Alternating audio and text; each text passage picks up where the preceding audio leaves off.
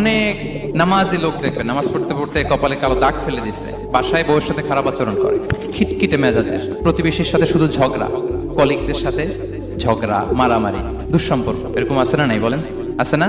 কিন্তু নামাজি, অনেক বড় হাজি, একদিনও কোরআন তেলাওয়াত মিস হয় না।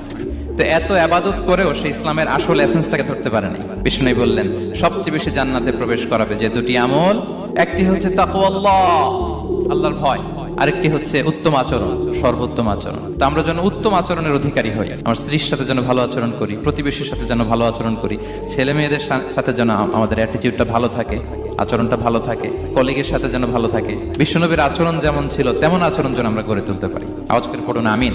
সুনানে আবু দাউদের এক বর্ণনা বিষ্ণু ইসলাম বলেন, খুব চমৎকার একটি হাদিস, মনোযোগ দিয়ে শুনুন। তিনি বলেন, আনা যাইনুন বিবাইতিন ফি রাবাদিল জান্নাতি লিমান তারাকাল মিরাআ ওয়া ইন কানা মুহিক্কান। আমি ওই ব্যক্তিকে জান্নাতের আঙ্গিনায় একটা ঘরের গ্যারান্টি দেই যে ব্যক্তি তর্ক করার